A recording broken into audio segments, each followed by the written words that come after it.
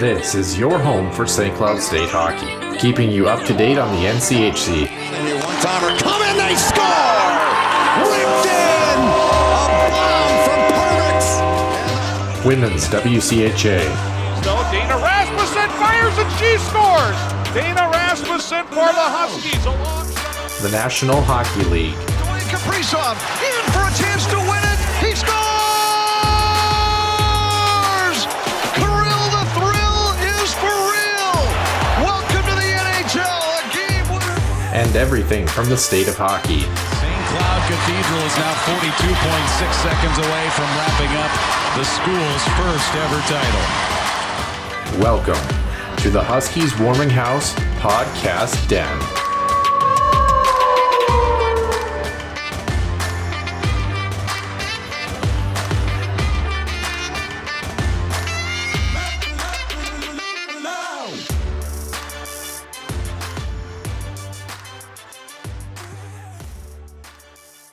Welcome into episode number 79 here on the Huskies Warming House podcast. I'm Noah Grant, joined alongside my co-host, as always, in Mr. Nick Maxon.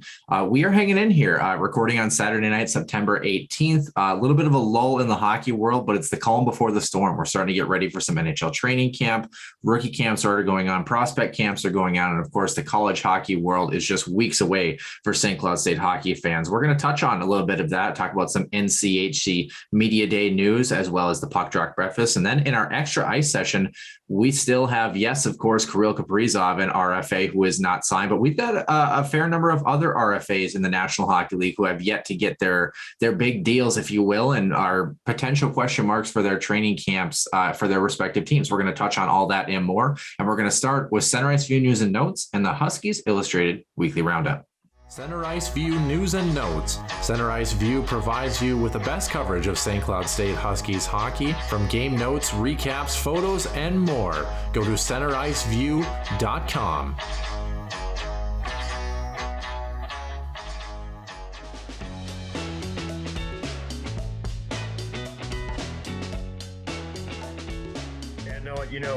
The NHL schedule, at least in years past, I think has done a much better job with getting some marquee events, on its schedule. One of the more consistent ones has been the Winter Classic, the Heritage Classic, and then also the Stadium Series. As the Minnesota Wild fans would know, they are taking part in the Winter Classic, and these guys are going to be on full display. Yes, I did pick up one, Noah. I actually picked one up. It was my dad's birthday this week. So not only did I pick him up a jersey, I also picked us up 2 tickets to the Winter Classic. So we will be in attendance down there at Target Field.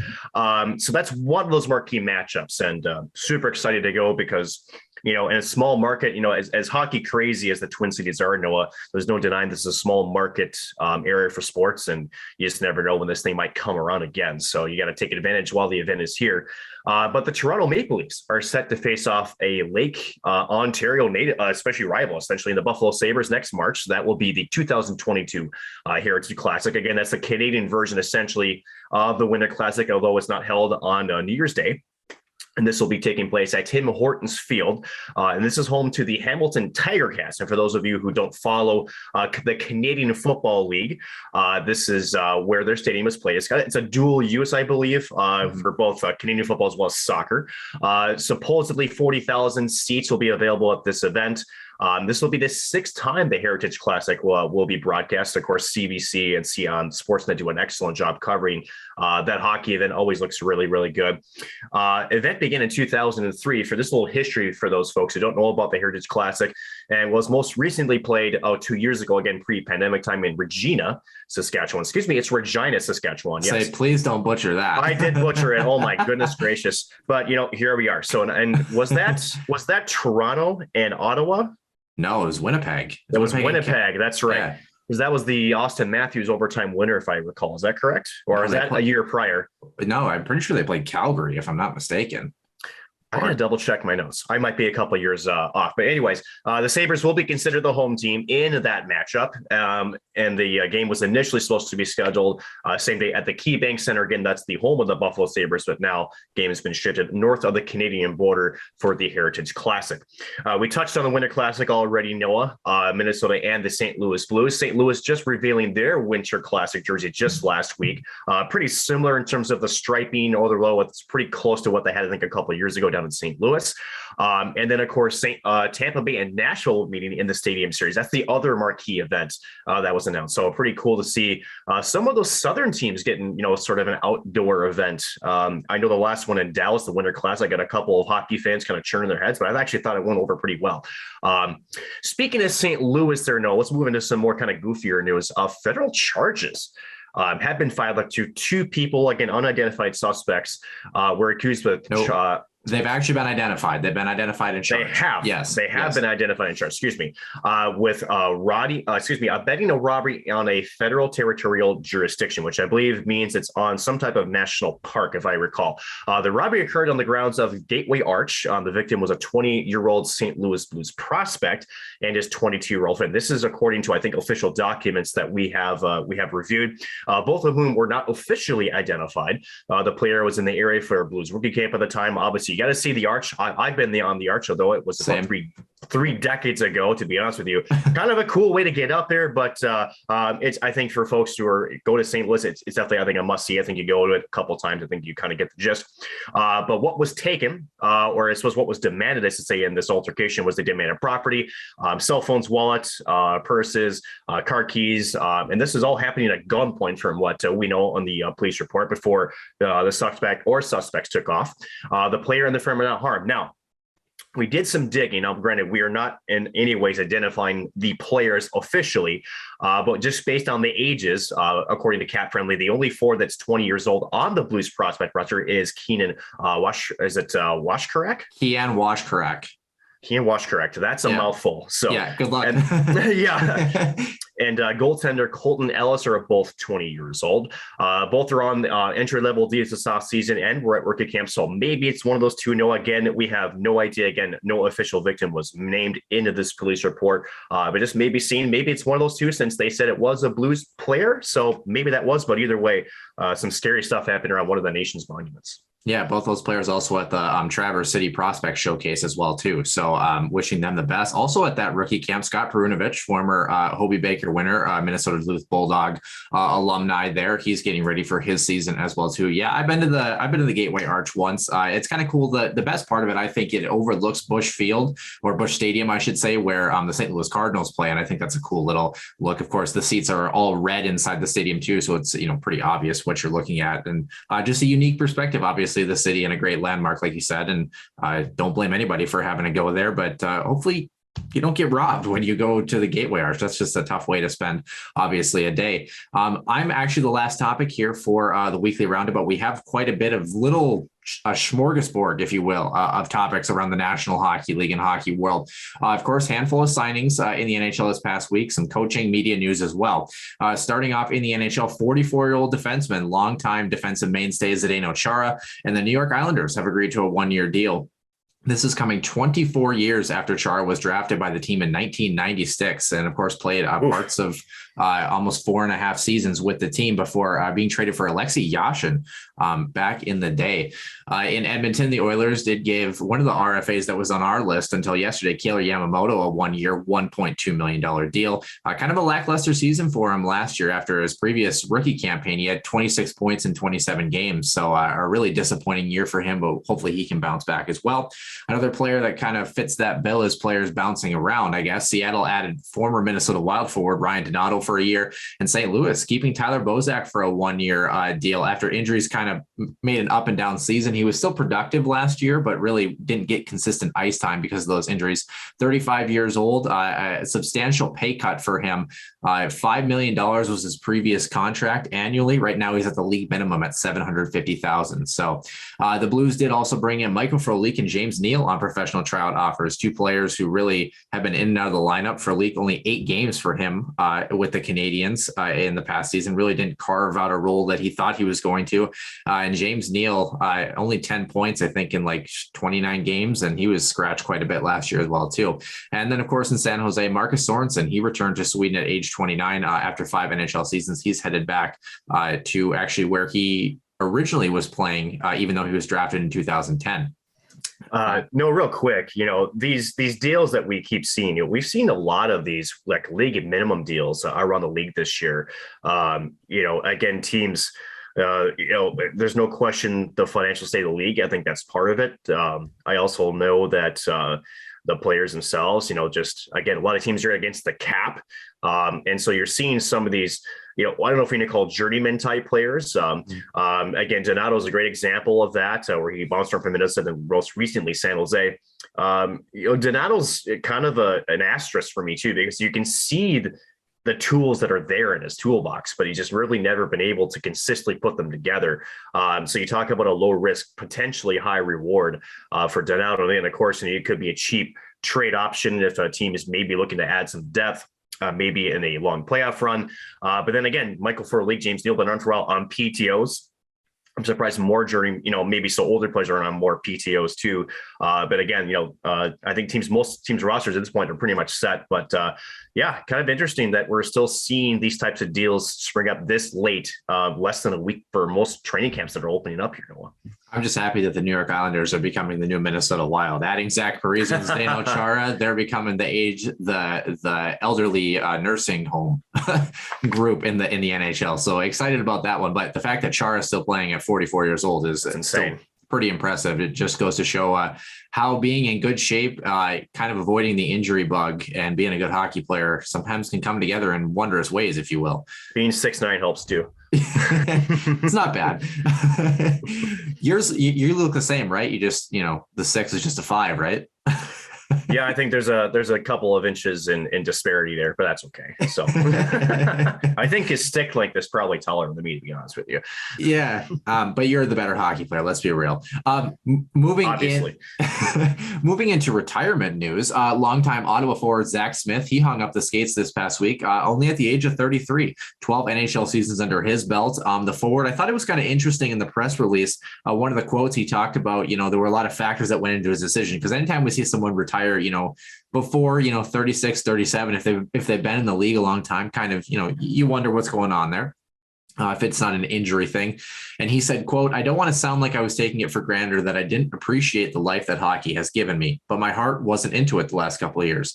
I guess I was a little jaded in some ways. You're playing well, and then you learn the business side of it," end quote. Of course, he hasn't played since 2020 as well. He did move to Chicago, and he was in the Windy City and has missed last year too. So, and he wasn't a player too. You want to talk about Zdeno Chara, by the way. He wasn't a player that was a guy that, had a whole lot of skill in terms of flashiness. I mean, he was pretty good in the prime of his career, but he was predominantly a gritty forward, and those guys, at the expense of some more skilled gritty forwards, move out of the lineup pretty quickly. Just a quick comment on Zack Smith.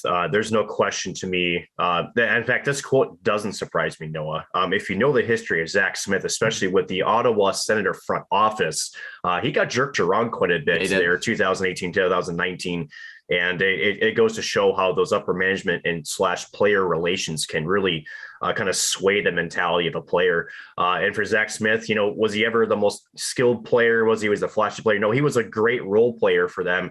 I believe, at least the minimum third line center for them for a number of years. Yep. And just really, was kind of used as a pawn almost in some of the way that the team was put together the last couple of years before they finally cut ties. And as you mentioned, went off to other teams. So, the quote doesn't surprise me, again, as I mentioned, and it's just sad that, it seems like that's made a lasting impression on him. And, unfortunately, I think he really felt he was at home in Ottawa. And then, part of the business is, you can get shipped around, you can get moved around, and that's kind of the nature of the beast. But I think there was more personal stuff to that relationship that is more than we probably know. And it's just too bad that, as he retires, and we wish him the best of luck after retirement, that's sort of the way that he's leaving is sort of on that note.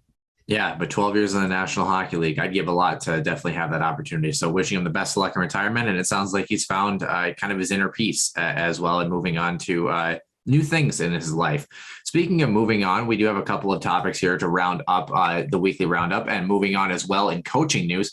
Columbus added assistant coach Steve McCarthy up from their AHL club to the big club after their current coach, Sylvain, I'm not even going to pronounce it.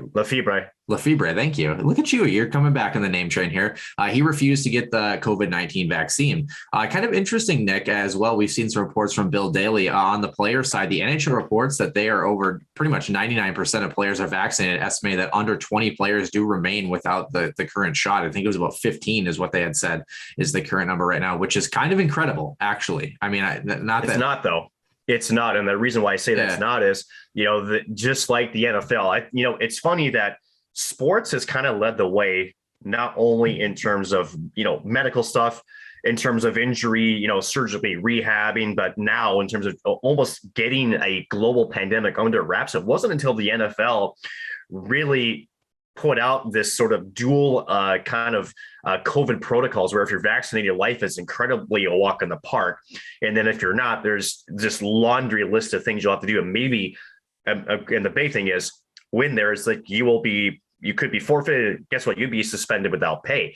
The NHL is doing the same thing, right? So, when you hit people in their pocketbooks, that tends to send a message, I think. And I think also Canada was going to say, if you're not vaccinated, you're not allowed in our borders. So, I think players looking at already that they're losing money to escrow on, these salaries, especially some of these. We talked about, Ryan Donnell, league minimum. If he misses a game, that's a higher percentage of his paycheck that's forfeited that he can't get back because simply he's not vaccinated. Now, granted, I'm just using that as an example, Noah, but yeah, no, it doesn't surprise me, honestly.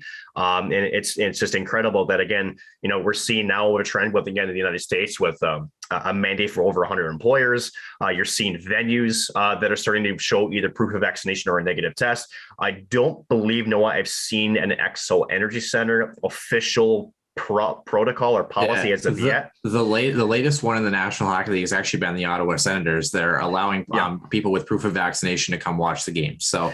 Right. And I think only that. I don't think they were offering a negative test version. You may have to double check on that, but I don't believe I've seen an official policy on the Xcel Energy Center site for the season yet. But there seems to be a trend, either be vaccinated or have negative COVID test, I should say, in order to get in these rinks. And it wouldn't surprise me if the Xcel Energy Center didn't adopt that same procedure. Speaking of places, Nick, that are having a whale of a time with their particular venue in Arizona, John Ferguson Jr. was named assistant GM after 7 seasons as GM in Providence. Of course, that's the Boston Bruins AHL affiliate. He's going to oversee operations with the team, as well as the Tucson Roadrunners. He's going to kind of be the main guy for that as well, too. The Bruins, the Boston hockey world is kind of reeling a little bit after high-scoring 1970s forward Fred Stanfield passed away at the age of 77 this past week. Of course, played with Bobby Orr and was a pivotal high flying forward. He's a Toronto native, 2 Stanley Cups for him, 600 points and 914 NHL games. Also was a Minnesota North Star at the tail end of his career, and kind of known for his gentlemanly play, especially in an era where, it wasn't totally illegal to hack somebody over the top of the head with a wood stick. He never had more than 22 penalty minutes in a season, and I think it was over 100 playoff games, and he had 8 total penalty minutes in the playoffs. That's insane. Yeah, wow. Really impressive. So we wish his family the best moving forward, obviously, as well. And lastly, former Phoenix Coyote and current media presence Paul Bissonnette, he's the last person set to join TNT as a studio analyst for the upcoming NHL season. So TNT, ESPN kind of rounding out their media packages. And of course, we're looking forward to the NHL season just less than a month away.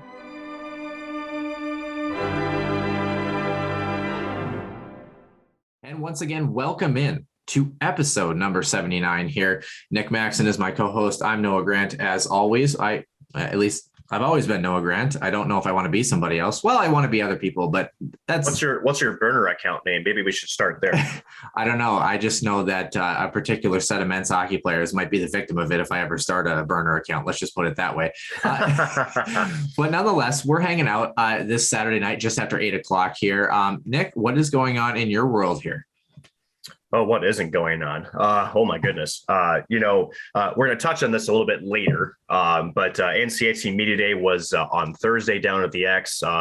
Good conversations with coaches, players, and again, the commissioner as well. I got a chance to catch up a lot of folks, as well as some media personnel that, they're colleagues, so these are people that are trying to do the same thing to grow the game, to promote the NCHC in each respective team, and some fun conversations. I'll say that much. But other than that, the broadcasting world is picking up. I suppose I should announce officially that I will be this year's in studio host for this upcoming year for Husky Productions. And honestly, I couldn't be more humbled and feel lucky to be in that spot. A lot of coverage. We'll be doing 5 women's hockey games, and of course, as well as all home men's home games. So it's insane, to be in the spot. It's a spot that I've had my eye on for some time, and definitely, as Zack Smith, I'm not going to definitely take this for granted. It's an honor for the opportunity, and I can't wait for things to get started here in about 2 weeks, as the Huskies will open their season here October 2nd. Speaking of media opportunities, by the way, I don't know if we're at liberty to reveal this, but also some big things coming for our pal Ben Holden, as we talked to him the other day as well, too, regarding some hockey news. So you might see his face around the world of hockey. Kind of transitioning to some other things. I mean, I've been up, busy at the hospital this week, kind of taking care of some things. We're in clinicals now, and it's been kind of challenging. I mean, they're pretty short staffed on the floor that we're in right now. I mean, we have, I think it's like 13 or 14 patients on a floor and only 2 or 3 nurses per floor. So, I mean, that's anything over really a 4-to-1 patient ratio is kind of high in a lot of instances. So, we're buzzing around. We're working hard in the nursing world. But also, speaking of our podcast, Nick, we missed our trivia question from last week. Totally. We gotta get that rolling, didn't we? Yeah. Actually, our winner for both last week and this week was Tanner Heath. So congratulations to him. He's kind of pulling away here as we approach the tail end of trivia here. I think he might be the winner, but we'll have to do some math and see. But nonetheless, running through, I believe it's October 25th, I think is the last day for us. I'd have to look at the date here, but we're closing in on the last part of season 2 here before we start season 3 of trivia. So you look confused, Mr. Maxson. Well, I'm confused because I thought we wanted to do season 2 of trivia. Our current one up to the regular season start, and then start season 3, start a regular season.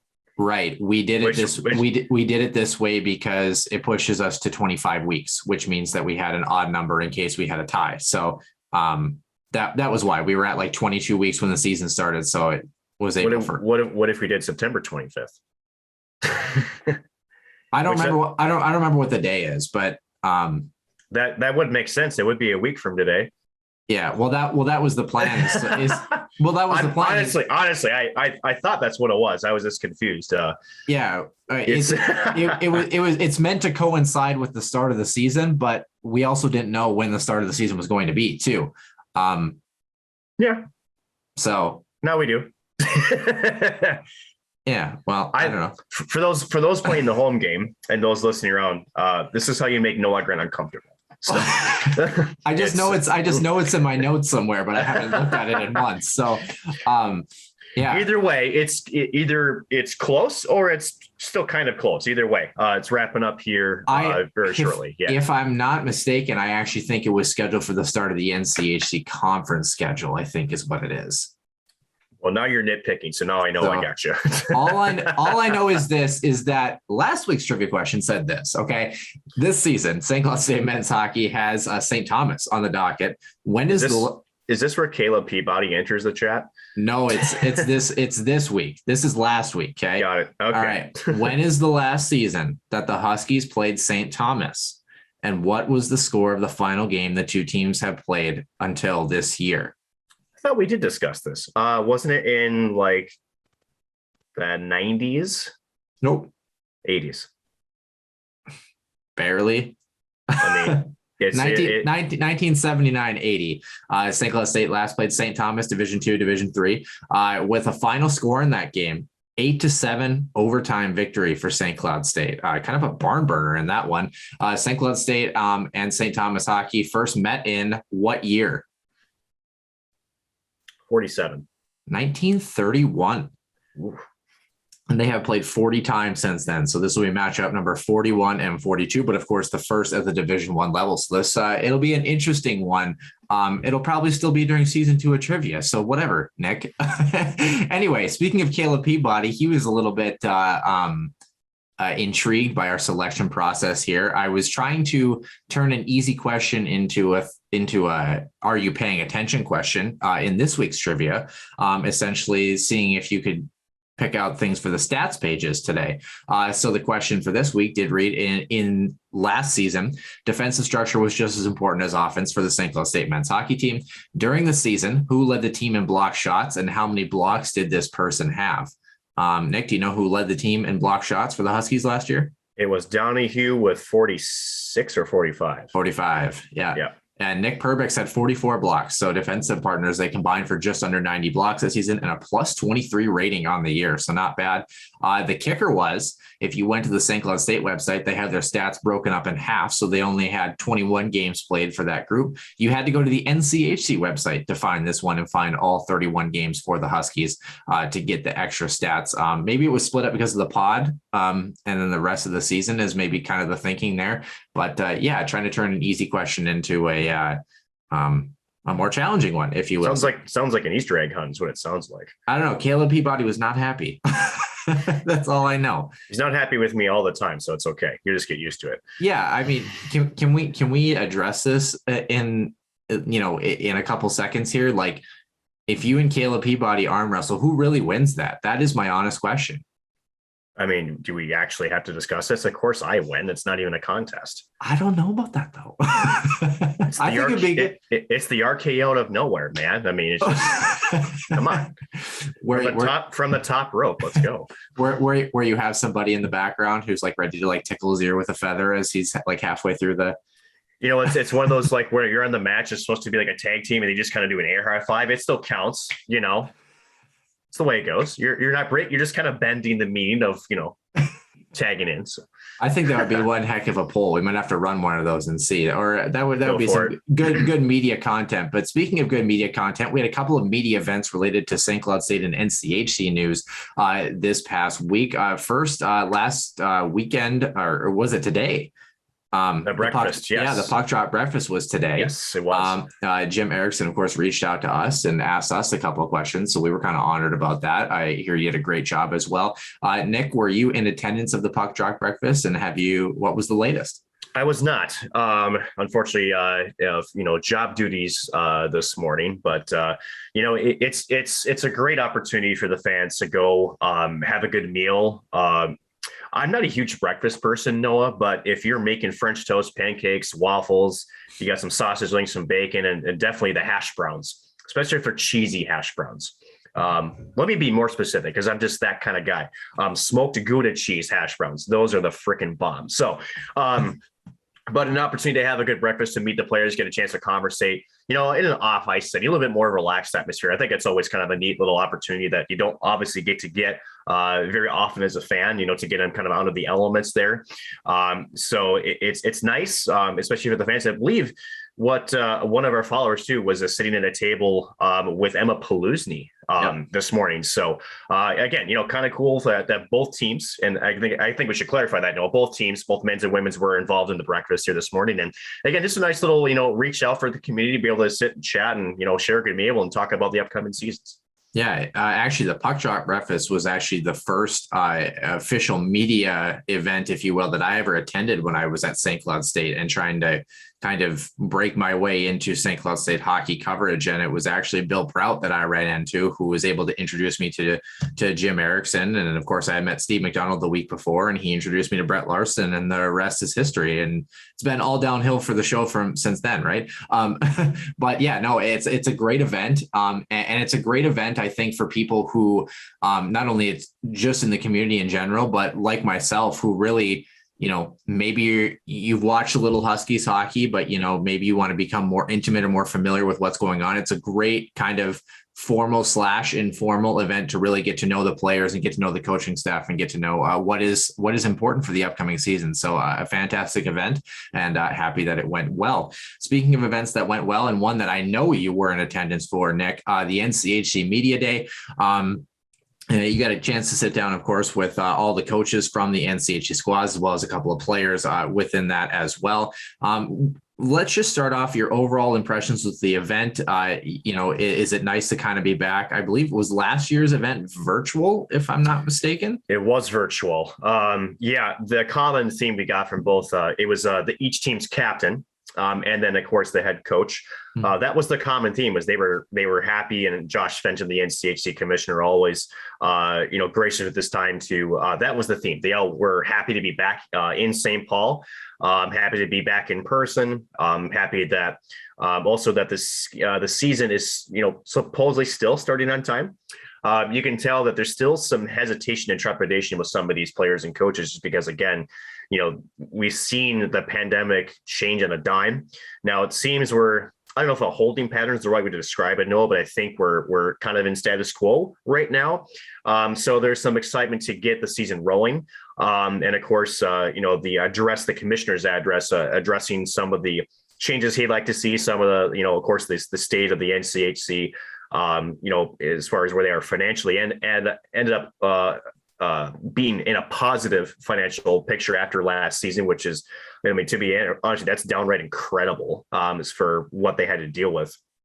But overall, great to, get in front of people, especially these coaches and players, get a chance to kind of pick their brains a bit. But yeah, overall, everybody's excited to get back in the ice here in about 2 or 3 weeks.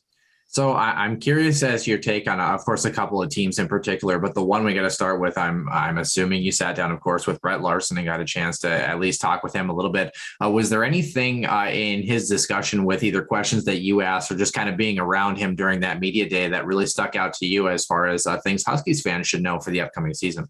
So funny, that was the one interview that I didn't do for Brett Larson. I was actually out of the room. I was trying to get some footage back up to Stuart Hall there. And of course, Adobe Premiere, for those who don't know, that's our video editing software, was not wanting to cooperate. But I had a chance to sit down with Brett Larson during the luncheon time and just had a brief chat. And you can tell he's excited. And from what I got a chance to talk to Spencer Meyer, though, however, and, they both know that, that there's going to be some external pressure to them this year, but, they don't look at it as both Prunovich and Donnie, who last week sitting down with us had mentioned, is they're not looking at it any differently. They're preparing the same way. That's what made them successful. So they're echoing that.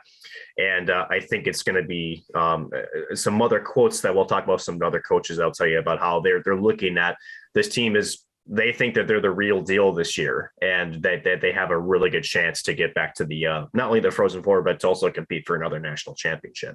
Also, we'd be remiss if we didn't mention St. Cloud State getting the number one pick to be number one in the NCHC for the first time in conference history. They've never been picked to be the team to potentially finish number one. I don't know if that's a blessing or a curse. 20 out of 25 potential first place votes. Yep. And again, I think it's what you make of it, Noah, right? I think it all is, at the end of the day, it's a poll, right? Yep. If I'm a player, it doesn't do anything, right? It just says this is what we believe as outside folks or within the conference, but it doesn't win you hockey games. It doesn't prepare you for your next opponent. So they know that they got work to do. But again, it's an honor. It shows that the league is aware and respecting the talent and the potential that this team has. I think that's been there even since that fateful night in April out there in Pittsburgh. But at the end of the day, there's a lot of work to be done, and it's not going to be an easy road to get to kind of finish in that number one spot, especially in this conference. Certainly curious with some coaches in particular, of course, and players as well. I know Colorado College is one just with a new coaching staff, but there's 3 teams that, and you're more than welcome to touch on other teams, but there's 3 that I'm curious about. The first one I'd like to start with is a team that we had picked to finish directly behind St. Cloud State in the standings, and that's Minnesota Duluth, of course. Scott Sandlin, I see you already getting a smile on your face here. Of course, a longtime friend and mentor of Huskies head coach Brett Larson as well, too. 2 national championships between those 2 in their time at Minnesota Duluth together, I should say. Did you kind of learn anything from what could potentially be a potential number 1 seed at the end of the NCHC tournament and Scott Sandlin and his team? So I did ask Scott if he, because again, the relationship between him and Brett is very well documented. And I asked Brett, or excuse me, I didn't ask Brett. I asked Scott, if he had a conversation with Brett after that loss, and he said, "Well, I let things cool down for a little bit," and because we did talk about it, and he says, a couple of years ago, that's what we've been through. And we went there. There's you go there to lose, and it's that cliche. It teaches you how to win. But he goes, this team, the St. Cloud squad, and I've heard this from almost every coach, is that we're turning almost everybody. So they look at it as, this team was this good with this roster and a couple of pieces, effectively the way they see it, right? We talked about our thoughts on the roster last week for those who want to check out that episode. But they look at it as this team is essentially all coming back, and some of the pieces that are adding are high skill, high level, pieces. So they look at this team as being incredibly dangerous. And Scott says, there's an extra little bit of fire that you get when you get that far and you lose the game. And I thought the best quote they had was, the last game of the year is easy. And he goes, the reason why is, somebody wins and somebody loses, because that's it. Because that's the end of it. So he goes, that's actually the easiest game I had to coach, which I thought was very intriguing. But I think at the end of it, if you read between the lines, what that tells me is you're trying not to make it more than just another game, right? You just know that it's a hockey game. You just got to go out there, do what made you successful, and hopefully come out on the winning side of it. You can't look at it as, this, very hyped up game, which, don't get me wrong, it's very, very difficult to, as a player, as a coach, and I think as fans to kind of put that in perspective. But, I thought that was kind of cool for him to kind of frame it that way, where it's, if you treat it like a normal game, at least that was my interpretation of it. At the end of the day, it's just another hockey game. But always good words with Scott. Had a couple of laughs too that were off camera per se. Again, he's a character, I'll tell you that much. One of my favorite quotes that I probably could share was, we asked him how his team is, gets to be continued success and how he continues to get far into the playoffs. And his first, kind of smirk quote was, "Well, you threaten them." So just to make sure they don't lose. So, but he chuckled and no, it's all good. He goes, you just prepare the same way. You go out there and you execute, and you just try to take it one shift at a time. I suppose it's a little bit easier to kind of relax, even if you do lose the last game of the season, when you've held on to a winning streak in the NCAA tournament for about 1,700 days. It's makes a little bit easier of a letdown. The next coach that I'm kind of curious about, and moreover the program, is the transition for Western Michigan, a team that is a group that could be a dark horse this year, but of course Andy Murray, longtime coach, has moved on to other things, and you've got a bit of a regime change, but a really good core that has a lot of returners as well. You do. Pat Firstweiler, again, he's no stranger to Western Michigan. He's been there a very, very long time. Interviewed Captain Paul Washy, again, down the middle. They're the number one center. Also has his brother Tim on there. Asked him about that, what it's like to play on a Division I college team, together as brothers. And, he goes, it's something you dream about when you're out on the pond, and, you always kind of dream about it. You kind of, pretend, when you're doing pond hockey, but to have it actually take place, you could just see the smile on his face, that he knows that, it's certainly fortunate. He knows he's probably a little bit lucky to have that happen. But you can definitely tell also this Western Michigan squad, they knew, and I mentioned that to this squad too, that they know they were good. In fact, they were probably, if not the best team in the second half of the season during the NCHC tournament. They were the dark horse. There's no question about that. And with Pat Firstweiler, asked him about that, coach. And again, he's familiar with the program, learned a lot from Andy Murray. They're thankful for his contributions. And it doesn't sound like this team is going to be doing anything drastically different as far as how they will play. So, and again, they've given St. Cloud fits, which is the way that they attack speed. They're physical. They can still skate themselves. Maybe not the most, you could say, high end skill offensively, but they know how to shut you down as far as, getting you frustrated. And this team, I think, is going to be a candidate maybe just to surprise some people. They've got some high end skill coming in as well, with some transfers, as well as some freshmen. So watch out for Western Michigan, and they feel confident this year that they can make some noise. Yeah, potential top 4 team. Feel free to add another coach or player team as you wish. But the last one that I'm curious as we approach 40 minutes here, Nick, is everybody's favorite, and that's the University of North Dakota. A lot of roster turnover with Brad Berry and his team as well. A team that I still potentially could finish, third or fourth in the NCHC and still have that group to do it. What were your impressions from Brad and the most respected team in the NCHC? Well, first of all, we asked Brad about St. Cloud, and he said he was not surprised at all that St. Cloud went as far as they did. They play similar styles. They play with high-end skill. It's obviously playing in, the Herb versus up there, NHL sheet versus the Olympic. Obviously, it's a little bit different, but, there's a very big respect that Brad Berry has for this program and this roster. And again, talking with North Dakota, again, that program, the way that they are coached, the way that they recruit, it's hard to really root against them. And that's respect to that program. Love them or hate them.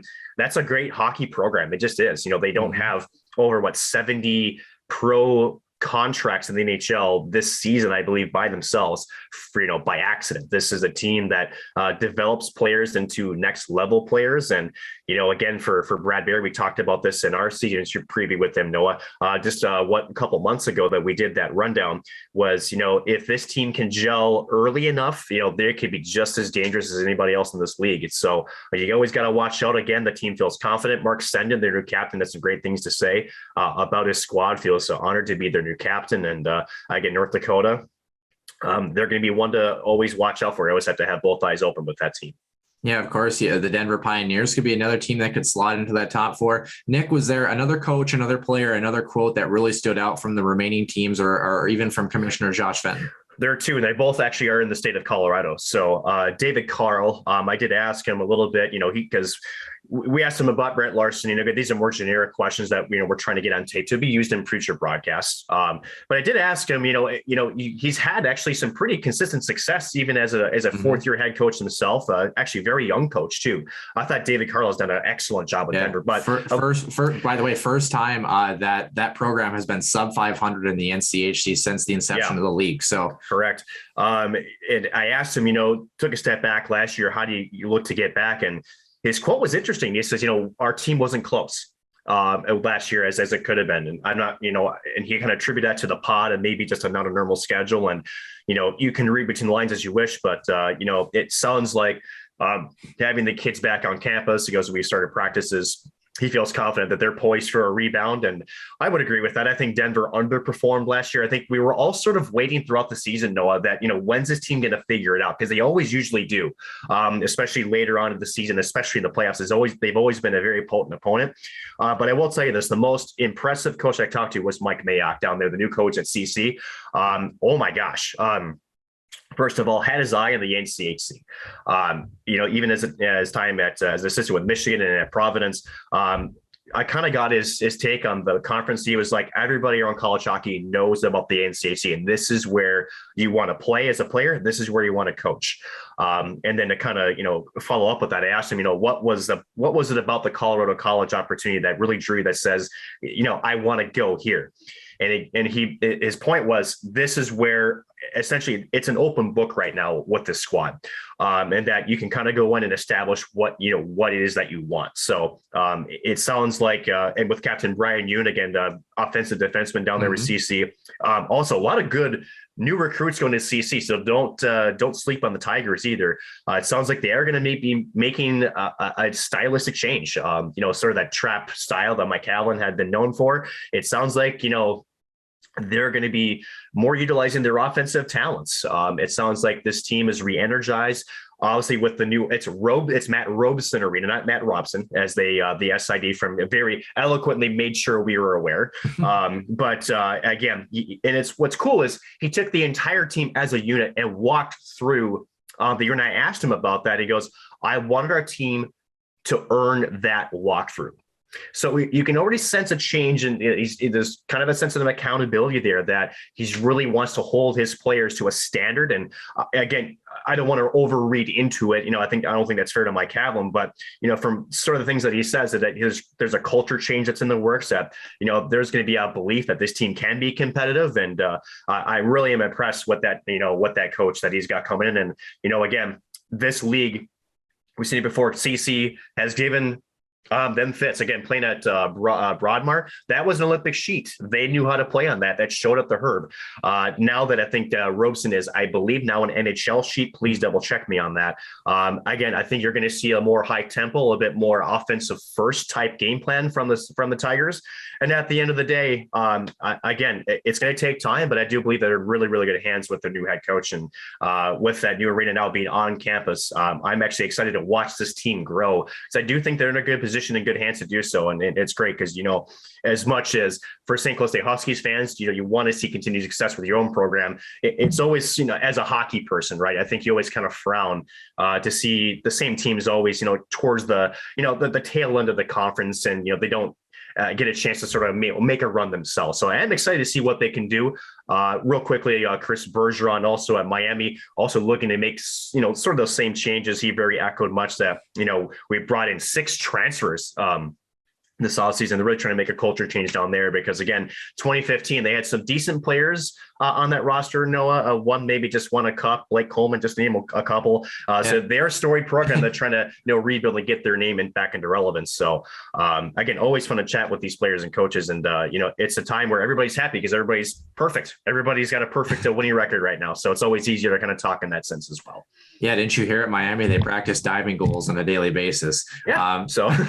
When you're talking about Colorado, yes, the arena is an NHL size sheet, 200 by 85. The dimensions are.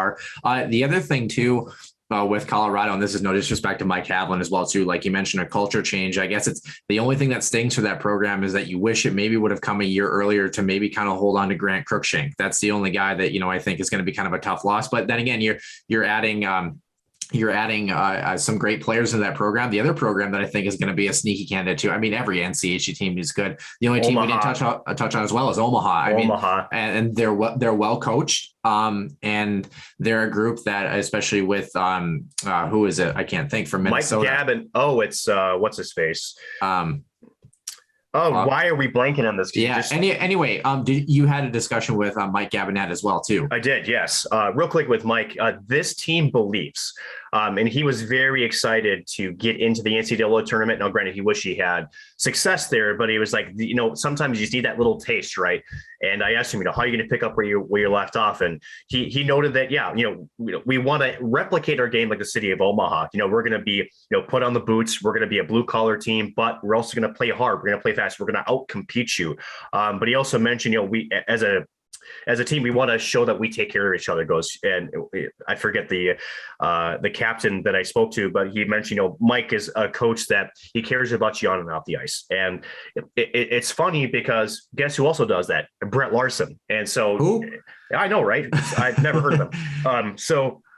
But these coaches, they talk with each other, right? They're competitors, but they're friends. They take bits and pieces that what makes teams successful. Mike Gabinet mentioned that. He goes, he looks to programs like St. Cloud, like North Dakota, like Duluth, to see what makes these teams successful, not only for one season but also consistently, right? So again, very, very complimentary of Brett Larson and the staff, as well as, again, no surprises that they made it that far. He goes, this team was very, very good, but he also said, we're primed to take a step of our own too this year. So I don't know, this could be a kind of a dogfight this year. Not that it never is, but with some of the different leadership and with the depth on these teams, you just never know. And that's what's so great about this conference is, I want St. Cloud to be a clear favorite, but I also know that some of those moments, even throughout those games, there's some clutch moments, there's some adversity, and that's what makes this conference so great. Is it's a playoff atmosphere every single weekend, and that's what makes it so darn fun to cover.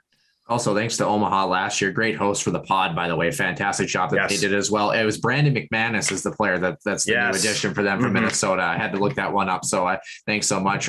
We are overtime. So we're going to head to our overtime session, if you will, our extra ice session. If you want to learn more about, of course, the NCHC Media Day, there are obviously archives out for Media Day as well. Of course, you can catch that event as well. But we're going to move on to the extra ice session, talking about some restricted free agents, in addition to our boy Kirill Kaprizov.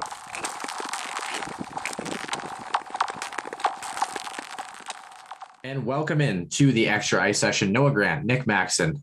In case you didn't know that already, you should know. Some people don't, because I'm the hockey illiterate one, and Nick Maxon is not. So he's gonna pull me along in the wagon, if you will. Can I get that? Can we clip that segment? I want to use that in every single reel that I have.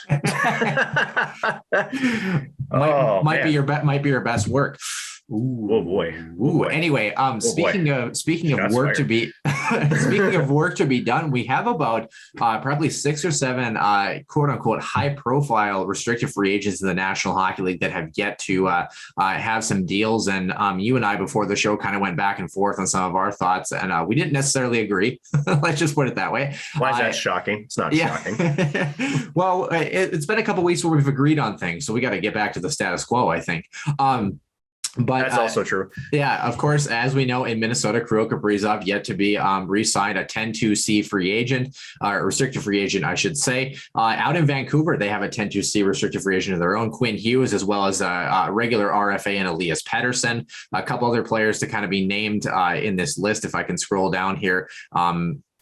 Nolan Patrick, Brady Tkachuk in Ottawa as well. And then there was one more on my list. Rasmus Dahlin is another one that's kind of in that list as well too. Kaylor Yamamoto was on our list. He just signed yesterday. And then maybe Robert Thomas is another guy you could throw in there to kind of round off that group for the St. Louis Blues. So let's start with maybe kind of the guys on the back end of the list. Do we want to go backwards? I would say the bottom 2 on the list are maybe probably Robert Thomas and Nolan Patrick would be those 2. Do you expect those guys to sign anytime soon? And moreover, which one of those guys is maybe the more bigger impact should he not suit up for his teams come opening night? Nolan Patrick for Vegas, and I say that because it's depth down the middle. Again, we know how important that is, especially come playoff time. But more so Nolan Patrick, when he's been in the lineup, mind you, his career has really been hampered by injuries. That's the big thing with Nolan Patrick. So I think that there's an opportunity for both the team and the player to kind of come to a team-friendly contract. I would say probably even a short bridge deal for him, even 1 or 2 years, only because, again, I think that Vegas, for them, they are absolutely they're calling themselves as a cup contender, I think, as they should.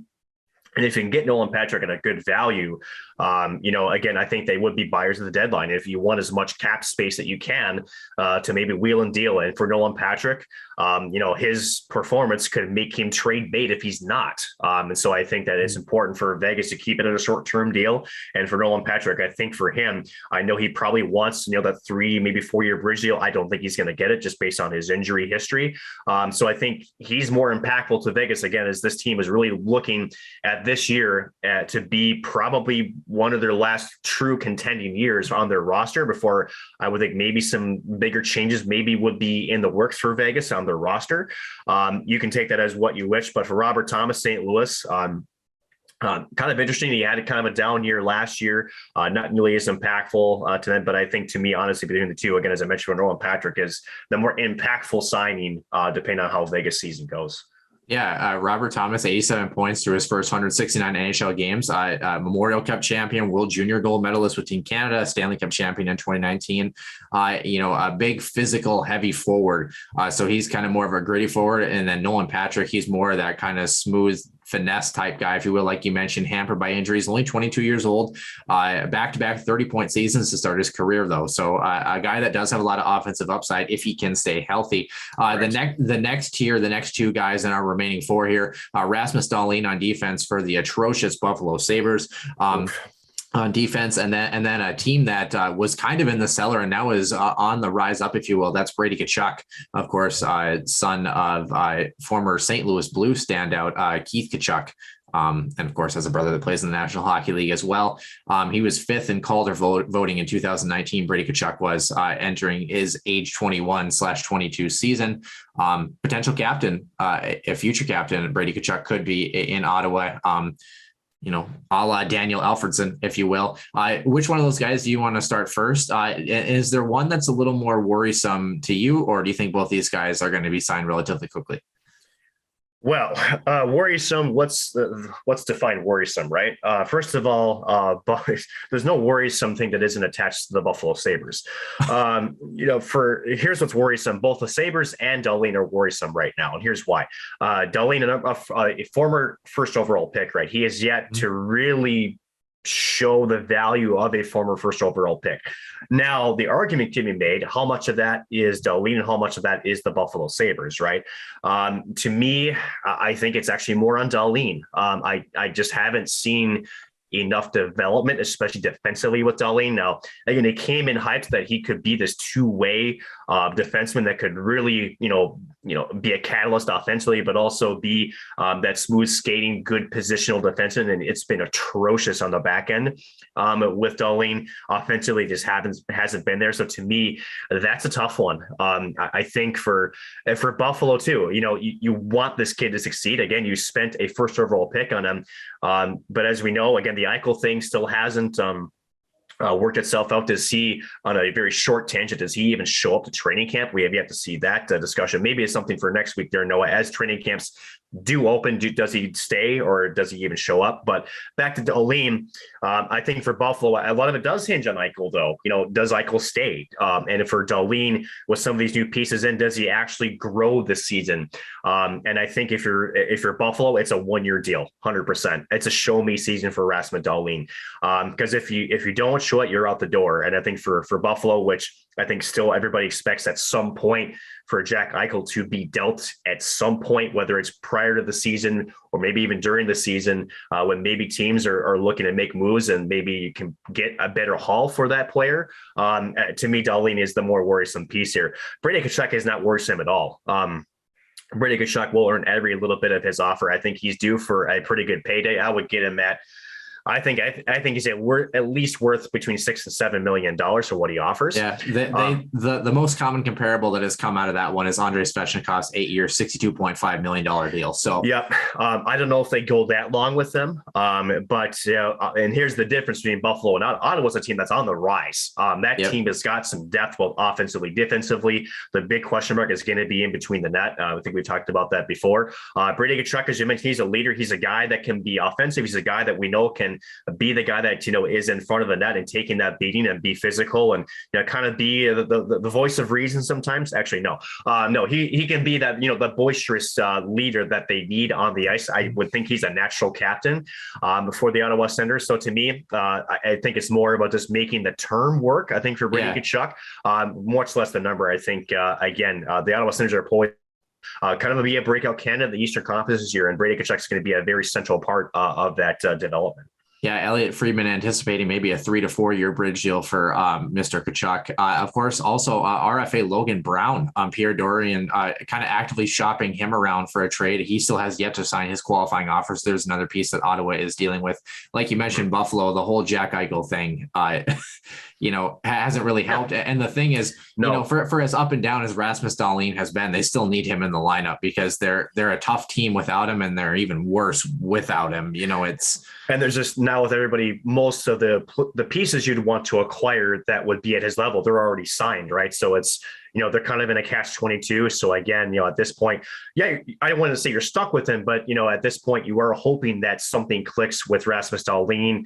So that way, again, I think it's either you stay or you go this season. I really do think it is for Dahlin. And, it's very tough for Buffalo to know that at some point you probably are shipping out a former number 1 overall pick in Eichel and then potentially another former number 1 overall pick in Dahlin potentially in the same season.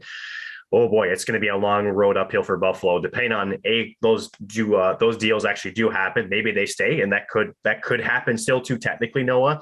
But if they do, what kind of return do you get? And does it actually kick, the Sabres organization up a little bit just with some of the returns they get, and maybe the start of an actual rebuild that actually might go somewhere? So just over 100 points and just under 200 games for the defenseman in Dahlin, 21 minutes per night on average that he plays.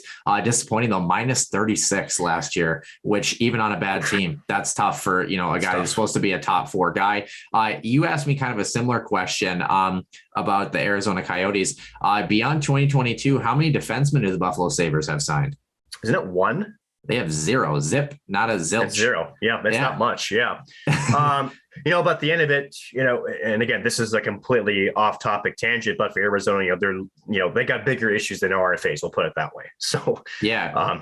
So we've got 3 RFAs left. One of them we've talked about a tad. We might leave him till the end in just a little quick blurb. Yeah, we should. Yep. Yeah. I don't know. He plays for some team. I don't know in the state of hockey. But speaking of the country of hockey, technically, if you will, up in Vancouver there, a pair of guys, Quinn Hughes in that same boat as Kaprizov, that 10-2C, where he cannot be offer sheeted by any other team. He is specifically the rights of the Vancouver Canucks, as is Elias Pettersson, but he can be offer sheeted as a restricted free agent. You look at Vancouver's cap-friendly chart right now. They currently have a projected cap space of just under $11 million to get both those guys locked up. But don't forget, you've got after this season, you got Brock Besser. That's going to be an RFA. Tyler Mott, Brandon Sutter, Zach McEwen in that list as well too. And then in a couple of years, a Bo Horvat, JT Miller, that Oliver Ekman-Larsson contract. Yikes! Has really hampered this group. Then.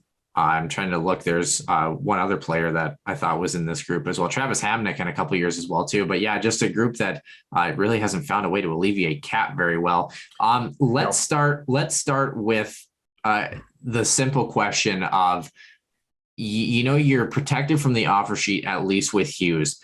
Is there a player that if you're Vancouver, do you take the first guy who's willing to put, the pen on paper? Is there a guy that you feel has to be the guy that Vancouver's got to take care of first? Quinn Hughes, no question.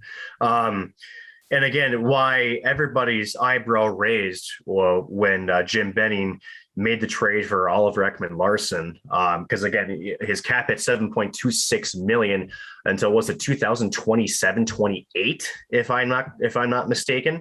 Sorry, 26-27. So, but he's up at that. He's over 7, which is essentially where Quinn Hughes I think will land between $7 and $8 million per season. And here's the deal.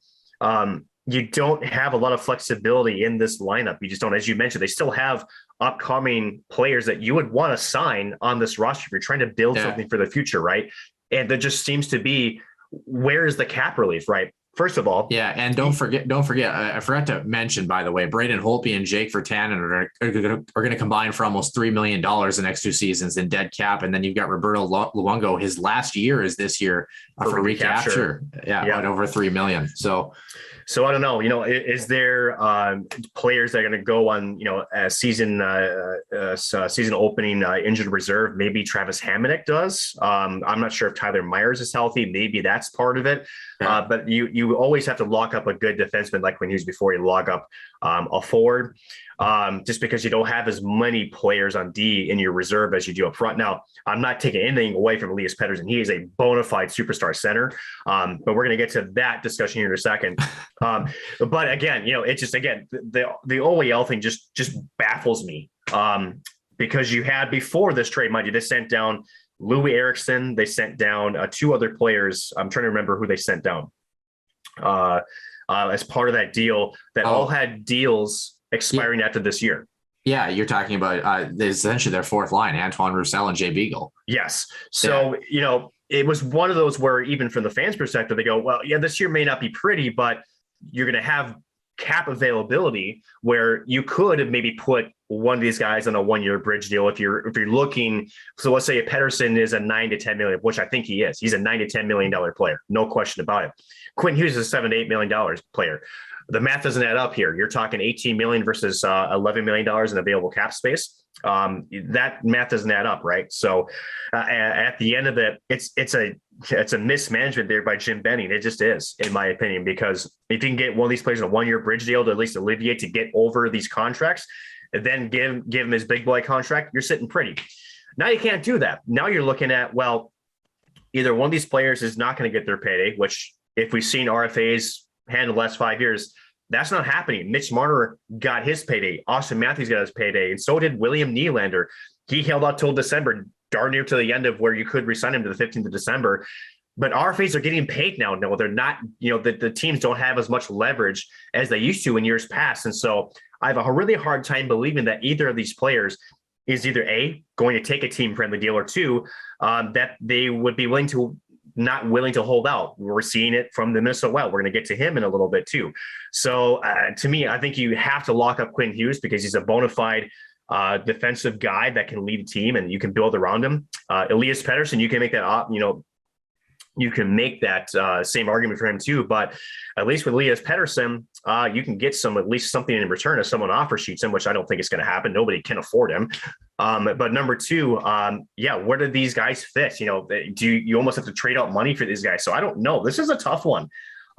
So it's not pretty in Vancouver. And if I'm a Vancouver Canucks fan, I'm rightfully peed off. I just am.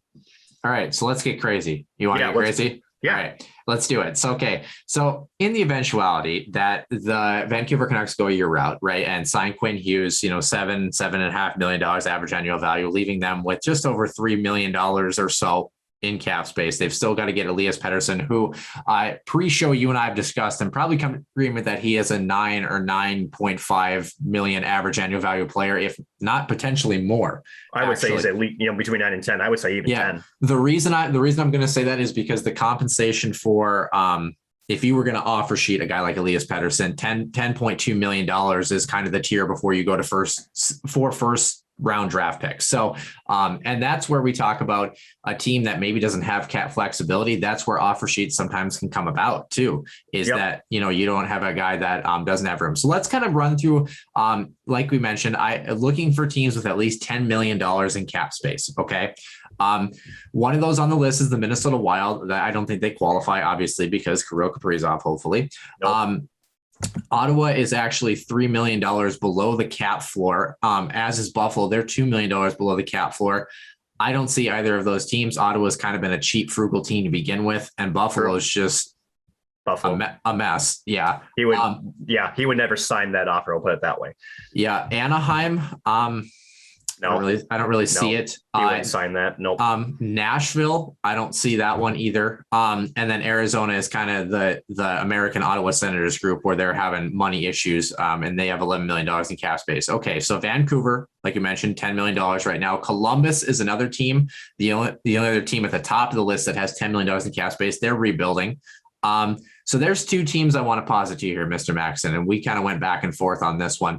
The Detroit Red Wings and the New Jersey Devils. Okay. Detroit, $15 million on the nose, basically, in cap space.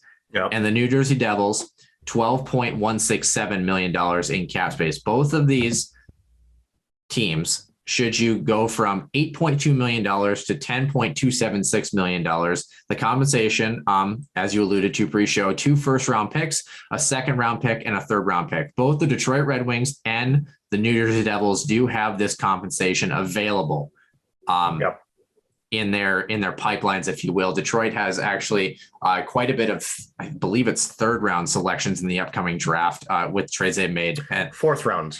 Right. So I know that we have talked pre-show that the Detroit Red Wings are still in that rebuilding phase. I think New Jersey is maybe one step closer than Detroit is. Yep.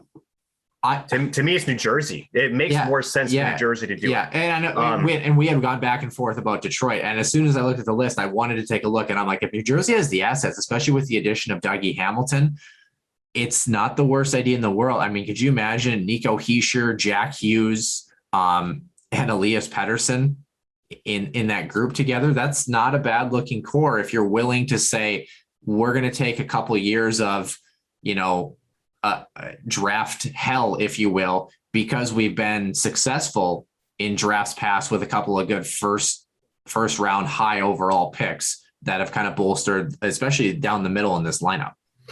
That's the only downside to the New Jersey Devils doing this deal is you've got Hischier and you got Jack Hughes, both high first round picks and both bona fide true centers, right? So at some point, if you're bringing Elias Pettersson, who I would think at this stage would be their number one center. I think he is better than Nico Hischier. I also think he's better than Jack Hughes, who takes that third line center role, right? And that's a tough conversation to have. There's, people say, politics don't exist in pro sports. No, they do. They absolutely do. It's hard to talk to Jack Hughes, who was, again, drafted high, to Nico Hischier to say, we're going to bring in Elias Pettersson because he's going to be better for the team. And, on the surface level, I think they'd be okay with that. But they also know, okay, how does it affect my role? Because as you know, Noah, that is how a player makes their money is, well, statistics, one, and ice time and projections, right? So if you become a second line center, you're in the top 6, right? And all of a sudden you are sort of, devalued to a third line center. That potentially hurts your future value and your future development, where that hurts your pocketbook, right? So that actually could kind of cause a bit of a stir there with New Jersey. And again, from the outside looking in, that would be a hell of a top 3 center depth on them. I just don't know how you would have those conversations with those two centers to make that kind of work and not rattle the cages in the locker room, right? And then to Detroit, I mentioned, and this is where you and I had a disagreement, and I'll stand by it, right? I don't think Detroit is ready. They don't have the depth, to me, to make that kind of move. I just don't. So the question then comes down to, does the offer sheet really come? I don't think it does. We saw the pettiness, although I enjoyed it very much so between Carolina and Montreal. That's partly why we don't see those very often. But I do think you're going to see probably try to trade or, something else. And I think, if I recall, wasn't Tyler Myers injured for a big portion of last season too? Yeah. He was. I can look. They don't have him on injured reserve, which, usually have him. Well, that's default because he did come back at the end of the season. But I think he has been, hampered by injury. But, maybe does he start the season on season opening and injured reserve? Does that free up the space? I don't know. But again, how do you make the math work in Vancouver with both these players? I don't know, without moving money out, either in a trade.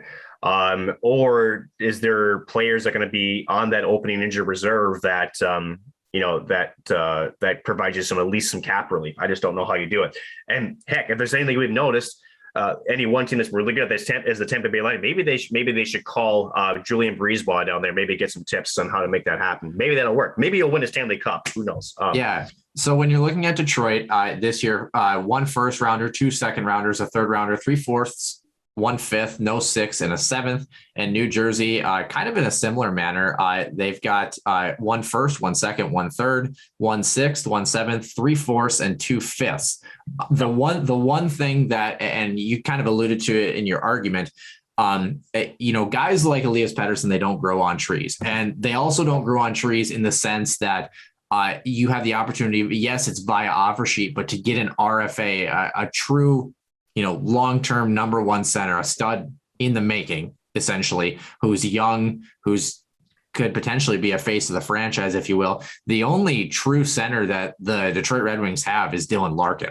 After that, you've got Pius Suter, Robbie Fabry, who's off the books after this year, Vladislav Nemestikov, who's a UFA after this year. And then I guess Sam Gagner and Carter Rowney would kind of fit that bill as well too. I guess when you think of Steve Yzerman, and you and I talked about this pre-show, we've seen him stand pat and trust the system of his development and go for the long game, if you will. The builds of the draft, yes. Right. But we've also seen Steve Yzerman pull the trigger. I think Mikhail Sergachev and Jonathan Drouin is probably the best example of that.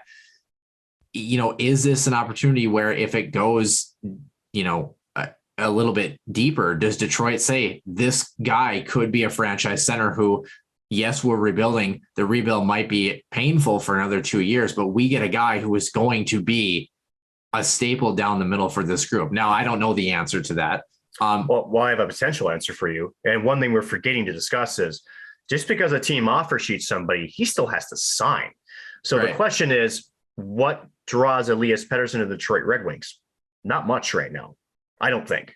I think Elias Pettersson getting a taste of the playoffs with Vancouver. Now, granted, they definitely overperformed in those playoffs. There's no question about it. But, at the end of the day, I don't see any sort of better outlook on Detroit if I'm Elias Pettersson, other than the fact that they can afford his paycheck, right? So, if you trust, and this is where you could make an argument for Detroit doing this, right? Whereas Detroit he looks at this as, I trust in what he did in Tampa Bay. A lot of what Tampa Bay success has done has been because of Steve Yzerman. Julian Breezeball has certainly carried that torch. And I actually think Julian Breezeball has done a pretty darn good job in the absence of Stevie Y.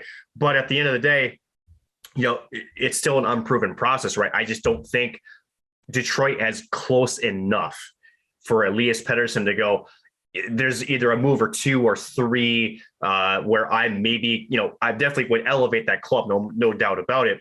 But to me, if you look at the names on this roster, besides Dylan Larkin, and maybe you can make the argument and Jacob Vrana, right? There's not a whole lot that excites you about that squad, depth wise, even in the defensive core. Nick Leddy, Danny DeKaiser. There's a lot of older veterans on the squad too, right? So, and as you mentioned too, we've seen it. He builds through the draft. He likes to build that way low and slow. And at the end of it, I think you're going to see that continue. And so I just don't think from both sides there really is a heavy argument to be made to make that call. On the other side, let's talk from the GM side, right? Could Jim Benny look at Detroit and say, well, if my math doesn't work and I can't exercise some type of math magic to make this happen where I can keep both Pettersson and Hughes, does Detroit become a potential trade partner? Absolutely, they do. They have the cap space. They've got the assets to make that happen. And more so, when you talk about big name players, right, what you tend to see as a trend, Noah, is that they want to get them out of the conference, right? So the only time they would hurt you postseason wise would be if you meet the Stanley Cup final, right? So you got that with both New Jersey and as well as Detroit. But we'll have to wait and see. I know there's belief within Vancouver that they can keep both these players. That's the right thing to say if you're Vancouver. I just don't know if you can make that happen. And again, you go back to the OEL contract, and I've said it before, but I don't know why they make that move. I just don't. Yeah, I just don't. It's too bad, actually. The other team that I think he would look really good on, especially because they're below the cap floor right now, is Ottawa. I mean, but Ottawa does not. They're not big spenders, just kind of by nature. But I mean, you've got Brady Tkachuk, Tim Stützle. Tkachuk can play on the wing too. Shane Pinto down the middle. Drake Batherson as well. And a couple of those guys can play right wing as well. He would be a really great addition to the Ottawa Senators. They just don't, they don't usually spend kind of high as a team. As we kind of wrap up the show here, Nick, there's one guy that we still have left to talk about. Tell me who this is. And that's a guy that we were kind of hoping he was going to sign, just like we were hoping last week, just like we were hoping the week before. That's Kirill Kaprizov of the Minnesota Wild. Your latest thoughts. What do you got? So again, I've maintained my confidence that he will get signed by the team. I still don't have that wavering, but my concern now is it's not that he will be signed. It's now when, right? Yeah. I think, and more so when he signs, at what point does he sign and how does it negatively impact the squad? Yeah. Bill Guerin has become a little bit more candid this week that there's some obstacles, right? He kind of admitted, and that's why even before that interview came out, when we record this, I was like, I get the sense that these teams are further apart than he's actually kind of pressing. He kind of admitted that a little bit on Sunday, right? He kind of said, there's some obstacles here. Today, a little bit more positive news that the teams have re-engaged in talks now. To me, there's not really anything positive about that other than the fact that if they're talking, well, there's nothing positive unless there's progress made, right? Get it done. So now Bill Guerin also on that same note, Noah, said that I've held out as a player and it didn't go well. It didn't go well for me. And it definitely didn't go well for my team. Right.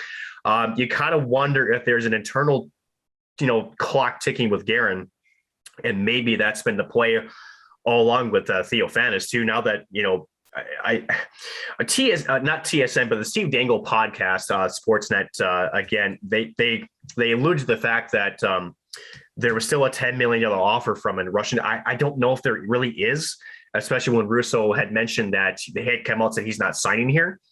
But again, how truthful do we know where that actually stands, right? So let's just assume that offer is still there. I still think that Bill Guerin knows that even with Kaprizov signed, he wants room in case that they are going to be buyers. I still think that Bill Guerin knows in 2 years, starting even with this year, he's got 2 years to really push for it to be a contender without cap hell really restricting what he can do. And he wants as much flexibility as he can get. Yeah, that if this team is even in the same spot they were last postseason, where not maybe 1 or 2, but maybe 3rd or 4th comfortably, right? That they would have the ability to maybe go out and maybe buy a player and maybe make a trade to make them a better contender. I still think they want that flexibility, which is smart. But at some point, do you hold out enough where you just got to get him signed, right? That's the $1 million question. Or should I say, is it the $9 or $10 million question? We don't know. At this point, it's the matter of when and how what's the negative impact on the timing that he signs. Yeah, and the travel piece as well too, obviously, because you've got, it'll take 5, maybe 6 days for him to get question marks on vaccination. We don't know, obviously, his immunization status. They'll require quarantine to him to get a work visa from the U.S. So there's a lot that's going to take time, not just getting the contract signed. So there's a lot of obstacles still left. And I know we keep pushing this date back. I would say I'm still comfortable, not greatly, if he's able to sign and play in at least a preseason game or 2 and looks up to form in a preseason game. It's not great that he would potentially miss training camp, but I think if he looks okay in a preseason game or 2, he's with the team by the time opening night comes and he has a hot start to the season, a lot of things are forgiven at that point. But I don't necessarily I agree with that whole part, because we saw with let's talk about football players when their starters are held out. There's a lot of rust that happens, right? William Nylander, he did not look good. So that's a strong stance to take, Noah. I'm going to go on a little bit of a limb here. I'm going to say he's not going to sign until at least October now, and I hope and pray that I'm wrong. But the way that we've seen now more that I think I understand that I don't think they're as close as they claim they are. They kind of said that, they're talking to me. That means Jack at this point. At the end of the day, until he is signed, it's going to be at least 10 days. Even if he's signed right now, right? He's still not able to join the team until the 28th, barring the work visa, barring the mandatory quarantine from overseas, 7 days. That puts him already to October anyway. I'm going to go out and say, I don't want to give away my birthday because it's coming up in October, because I don't want that to be a thing, but I'm going to say October 10th. And opening night is Friday, October 15th. They have an exhibition game against the Hawks on the 9th, and then they open up in Anaheim on the 15th. So I'm going to say October 10th. I'm going to make it that Sunday, just because I think, again, with everything that's happening, I just October 10th would get him to a week where he still misses opening night. At this point, it's becoming very more likely than not that's kind of where this is trending, Noah. Barring something that's kind of groundbreaking. Again, these between Kaprizov and his agent and the Wild, there's kind of been a stalemate. And again, I take ownership of when Guerin says, his latest quote has been, "We've made him a fair deal." That to me tells me that they're kind of standing pat on a repeated offer, and they keep on the Kaprizov front, or keep wanting to up that, whether it's in dollar amount or maybe shorter term. There's something they don't like bonuses, about it. Something, right? And to me, it sounds like he's kind of at the wit's end of where he wants to offer them. So to me, I think you're kind of at a stalemate still, and I just don't see Kaprizov signing anytime soon. So I am going to October 10th. I'm pushing out almost 3 weeks from today. And again, hope that I'm wrong, but I just don't see anything that's making me feel like they're inching closer to having a term and dollars that they're agreeing with, and or the pen will be put to paper. So my final question for you before we end the show here quickly, Nick, is Bill Guerin doesn't strike me as the type of guy that's going to pull an offer. But my question is, as we start to get further and further along, do you think Bill Guerin adjusts AAV or adjust term if we start to get to a point where it's like, okay, he's probably not going to be in the lineup for the first month of the season? Does he start to really adjust? Because my question mark is this, and a la the William Nylander thing, do you want to pay $9.5 million a year for a guy that half of his first year is absolute dog shit? Pardon my French. Well, let me end it this way. You're gonna adjust the money. You're not going to adjust the term. If you've got him at 5, then if you're at 9 and he's not looking for 11, if maybe you meet at 10 and a half, I think you take it, honestly, at this point. again, I still think he's worth every penny. That's the question, is even if you sign him for that value, is he worth it? I still think he is. Shocker. Obviously, this is the largest contract ever offered to a player with less than 60 games in the NHL. Obviously. Right. And granted, that's been talked about. This was beaten by a dead horse. And that's yeah, right. That it's a valid argument, but again, for a franchise that knows they're in a pickle financially in a not too distant future, that hasn't had a bona fide player that excites that franchise's fan base and makes them competitive on the NHL front for a very long time. To me, the most damning thing that they can do is pull the offer. I don't think you're even close to pulling the offer. You're going to pay him what he wants, because they know that you're going to get that money back, whether in terms of ticket sales, in revenue from merchandise. He's worth every penny you pay him. I find it somewhat humorous in a weird, twisted way that we waited 5.5 years for this kid, and there was the worry that there was going to be all this external and internal pressure on him. He performed extremely well. And now with his own contract negotiation could potentially put himself back in the same doghouse should he struggle coming back. But nonetheless. And that's the point I was going to make to wrap it up, Noah, is, I think the biggest damnation for this whole thing is not getting it done soon enough, where again, he misses time with the team, because again, the team is not the same team without him in the lineup. He doesn't get up to game speed, or, whatever the case may be. He just struggles out of the gate. Now you're looking at, if my theory is correct, and you are looking at a 1 to 2 year window to be truly competitive before you take a 2 year hiatus on the financials, that hurts. That's a year off of what you think you have. And that's not time that you can get back from this franchise or from Kaprizov. So again, timing is becoming more of the what do you call it? The essence? Super death, not essence, but it's the Grim Reaper. Really. Yeah. That's what I was looking for, is the Grim Reaper. How funny. We're close to October, Halloween. I like what I did there. Anyway. So, but in true sense though, if he misses time, that can bode well from just the team that doesn't have him in the lineup, as well as Kaprizov getting up to game speed. And if that slow start, we've seen this in seasons past with Minnesota, if you get off to a slow start and sometimes a very good Central Division, there's going to be a good team this year. You maybe never recover from that, and maybe that puts you out of a postseason berth, which means your plans for both the trade deadline as well as season number 2, or maybe go by the wayside, right? So timing is, as you mentioned, of the essence, and it's important to get it done sooner than later. Speaking of time and time of the essence, we are 12 days and change away from some St. Cloud State Huskies hockey. Yes. Less than 2 weeks away. So really excited. Of course, next week will be our last regular show before we get to talk about the 2021-22 Huskies hockey season and their opening weekend against St. Thomas. Other than that, we're shooting for a guest for next week, and then it's either going to be this week or next week. Brett Larson's going to be on the show, from what we've known and understood from our communications with him. So hopefully we can give you a preview and insight into that first matchup as St. Thomas plays their first Division I games in program history as well. Nick, do we have anything else to add that I'm missing here?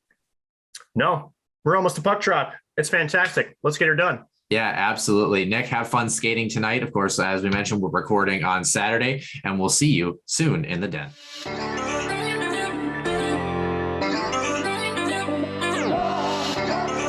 your one-timer come in, they score! Ripped in! A bomb from Prunovich! So Dana Rasmussen fires and she scores! Dana Rasmussen for the Huskies along. Kaprizov in for a chance to win it. He scores! Kirill the Thrill is for real. Welcome to the NHL. A game winner. St. Cloud Cathedral is now 42.6 seconds away from wrapping up the school's first ever title.